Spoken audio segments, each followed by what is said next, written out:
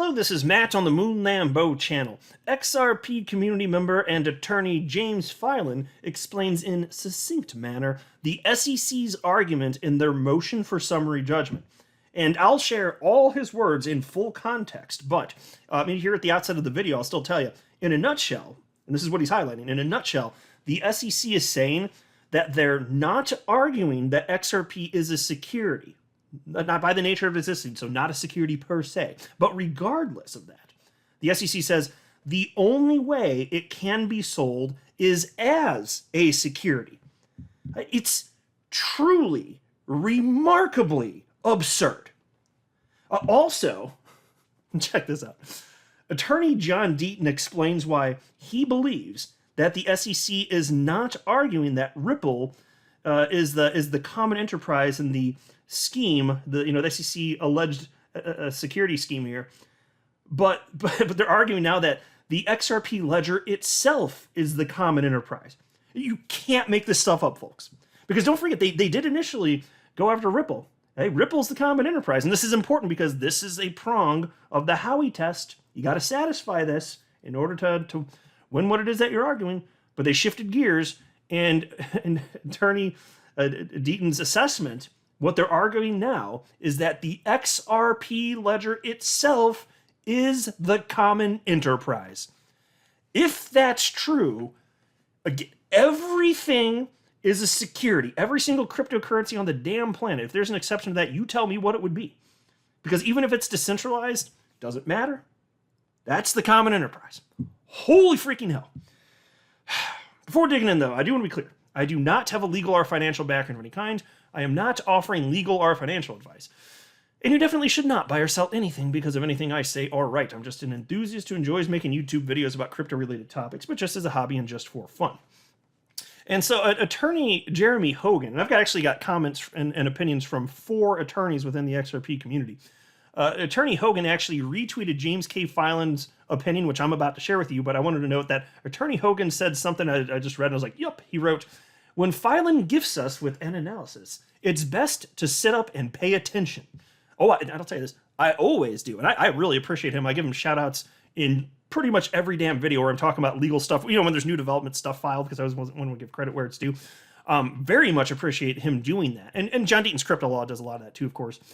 But, there's only been a handful of times that I've seen where Attorney Filan actually shares his perspective. He typically just shares the documents and gives links a lot of the time, and then says, here's what the document's basically about. But when he actually shares his personal opinion from a legal perspective, what's going on, oh yeah, I go to listen. Now, here's what Attorney Filan had to say. And this is astonishing. All this stuff is astonishing. I kid you not. I'm not trying to speak, in hyperbole or it is that bad. Like, check this out. Hashtag XRP community, hashtag XRP. Here's the SEC's argument as I interpret it. And mind you, I'll just pause to note, we've got the SEC's motion for summary judgment out. It's been out for a week now. I've covered it in detail. All sorts of people have covered it in detail. And so their argument's not getting any better than this. Okay, we're at the finish line in terms of arguments. There'll be a few more things to file, responses, and that. We're at the tail end of this damn thing. So this is what they're arguing right now. And so again, Attorney Filan says, here's the SEC's argument as I interpret it. We aren't saying XRP is a security per se. What we are saying is that any purchase of XRP as a matter of economic reality is an investment in a common enterprise with other XRP holders and with Ripple. Whether it's through horizontal commonality or strict vertical commonality, it is an investment in a common enterprise with other XRP holders and with Ripple. So while XRP may not be a security per se, there's no other possible way to offer or sell XRP except as a security. So that's the argument as Attorney Filan sees it. But then he also writes the following. So check this out. He says, and when you realize what the SEC is saying, no matter how it is framed, the judgment that the SEC wants is one that incorporates secondary sales. See screenshot below where the SEC uses the words a purchase and all units. And here's the screen grab on your screen. It reads as follows. First, the undisputed facts show that, as a matter of economic reality, a purchase of XRP is an investment in a common enterprise with other XRP holders and with Ripple. All units of XRP are fungible with each other, and the price of all units of XRP rise or fall equally. Wacky stuff, right? So Attorney Deaton retweeted that and wrote the following. And he's quoting first here, he's quoting Attorney Filan and says, so while XRP may not be a security per se, there's no other possible way to offer or sell XRP except as a security, end quote. And that's from Attorney Filan.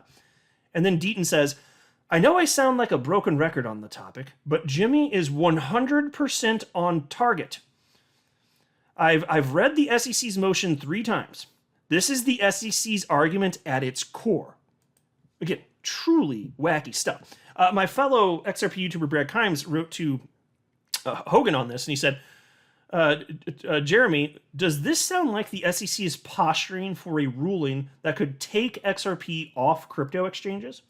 And Attorney Hogan responded and wrote, I think they are focused on expanding their power, but I don't think the SEC is capable of over 2 years of forethought and planning like that. Oh, I love that one. Zing!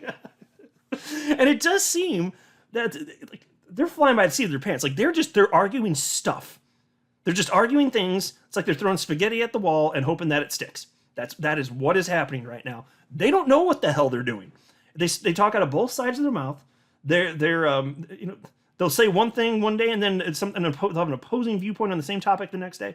They're all over the damn place on all sorts of topics. And we've been picking this apart as an XRP community for, damn near 2 years at this point. So to think that like their entirety of their plan is to get XRP off exchange, I don't see them articulating it. I don't know. It just seems obvious that they don't give a damn about XRP holders and they don't care that like 15 billion in market cap just like snap of a finger evaporated effectively overnight. They don't care about any of that. And so I wouldn't be surprised if emotionally they like that because they're vindictive pricks. But in terms of some sort of, cohesive approach to work towards that end, I'm not seeing it. So, but yeah, they're awful. And then there was this from Attorney Bill, member of the XRP community. He said, and so he's retweeting what Attorney Filan has to say and then adding his own thoughts on this. Attorney Bill says, this is a big point and well put, James. It shows the cunning tactic of the SEC to avoid giving the court a need to decide if the asset XRP a security per se, but make any sale or offer of it by anyone part of an investment contract. I think Ripple's lawyers can counter the tactic. Ripple counters it by saying if there is no contract, there can be no investment contract and no common enterprise. The Chamber of Digital Commerce's brief is useful on this point as it asks the court to recognize the distinction between the asset and the transactions involving the assets. Yeah, and I'll pause note. I'm so glad they did that, and that was right. I don't think they actually give a damn about XRP, but they understand the implications for the entire crypto space. And so, yes, differentiating between the underlying asset and the totality of a particular scheme, that's got to be a requirement if justice is to be done here. And then Bill says, Ripple needs to win the argument there is no investment contract either because there is no contract or some prong of Howey, such as no common enterprise is not satisfied. If not, XRP status may not have certainty after the case. Now, that's a scary thought. Now, Attorney Hogan responded, and he agrees. He says, bingo, which is why the Chamber's brief helps so much. Yeah, exactly. So whatever you think of the Chamber, and I don't know, I get the sense that they really don't care about the XRP community. Okay, whatever. I'm still glad they're participating. It's a net plus for us in the entire space. That's my personal opinion.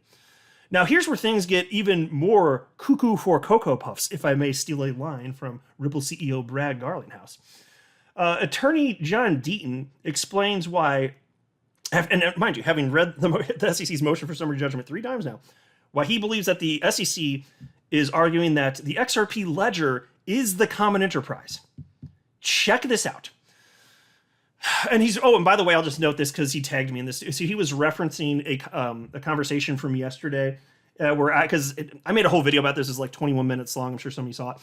Because I was confused about something. I saw, okay, so attorney Jeremy Hogan, he was saying that there's nothing about, the SEC is not arguing that XRP actually is a security. That sounds really good. And attorney Jeremy Hogan thought that that was like a really huge net positive.